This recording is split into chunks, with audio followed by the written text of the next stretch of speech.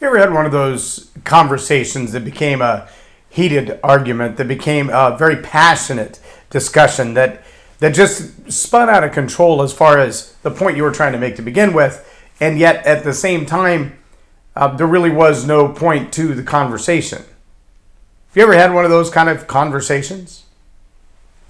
Welcome to Leading Leaders Podcast, 5-minute videos, 5 days a week. I'm J Loren Norris with Leading Leaders Podcast. Now, I'm going to take this train of thought and kind of go a different direction with it, because it is something that you see pretty common in debates. And it doesn't matter what the debate is about.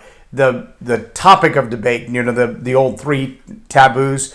We never talk about sex, politics, or religion in our circles because the because is usually because they become heated conversations that no one really wins.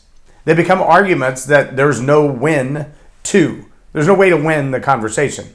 And so most people just avoid them altogether. Now, the problem with that, from a leadership standpoint, is if you're unwilling to have difficult conversations, if you're unable to intellectually and conversationally walk through problems that you may be struggling with, or come to agreement on things that are a little more difficult to discuss, if you can't do that from a leadership standpoint, you can't really lead. Think about that for a minute as far as, even with parents, how many times have you heard, and I grew up in the generation where if mom said to do something, it wasn't a discussion. Mom said do it. And if you dared ask the question why, it was followed with, because I said so, and if you have a problem with that, then there's a whole list of negative consequences. Now, that's a dictatorship when you're leading any other organization. Parents kind of have to put their foot down on certain things and just say, this is not open for debate. You don't have the wherewithal to debate this or to choose another option. You simply need to do what you're told to. But as we grow into adults in small organizations and large, we need to be able to have those difficult conversations. Now, the challenge for a lot of people is when emotions rise really quickly in a heated debate or a heated conversation like that, there's no win to the argument at all. There's no way to win. Dale Carnegie, in fact, has an entire chapter in How to Win Friends and Influence People, talking about the concept of how to disagree agreeably.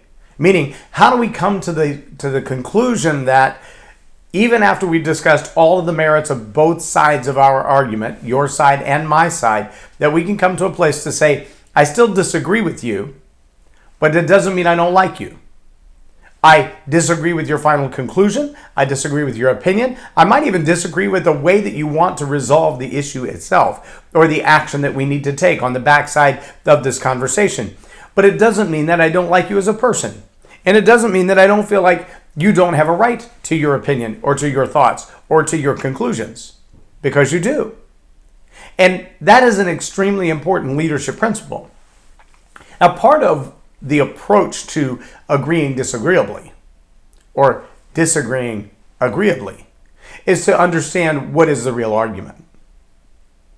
I also want to say, sometimes in our own minds, the argument that we're having about a change that we need to make in our own life, about our own personal goals, our own personal development, it's really easy to get caught up in the process and lose the argument, even with ourselves, because we get so emotional about the outcome, so passionate about the outcome, that we lose sight of what the real problem is and what a real solution might be.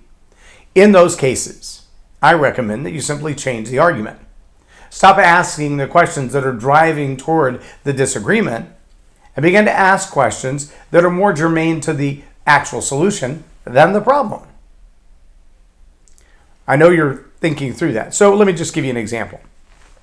If the problem is my blood pressure is out of whack, or my blood sugars are out of whack, or I constantly have a headache, or my jeans don't fit, well, the solution immediately would be, well, take some blood pressure medication, take some medication for your blood sugar, find something, etc., or ibuprofen or something to take for your headache, and buy bigger jeans.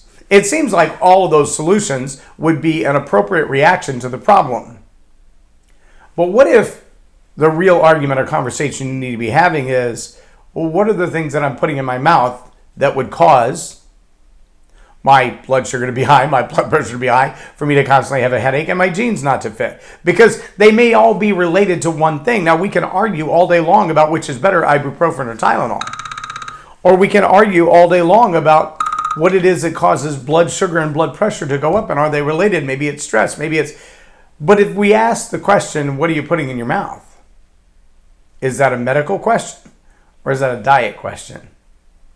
You see how quickly we can change that conversation, and now it's not as passionately about the right size jeans or the wrong size jeans or the right kind of sleep or the wrong kind of sleep or the right kind of pills to take for a headache or for body aches, but we're getting back to the root of the matter. We've just changed the conversation.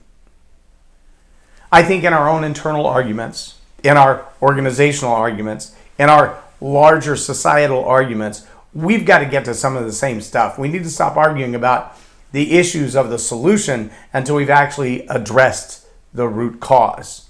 Once we can address the root cause, I think we can find solutions a lot easier. And simply changing that conversation to the facts of a cause might make it easier to get through that conversation, even if we come to the conclusion that we have to disagree, but do so agreeably. Maybe what we understand to be the cause is addressing another symptom.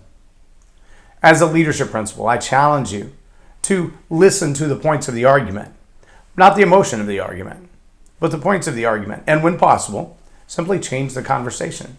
I'm J Loren Norris with Leading Leaders Podcast for Tell It Like It Is TV. Have a blessed day.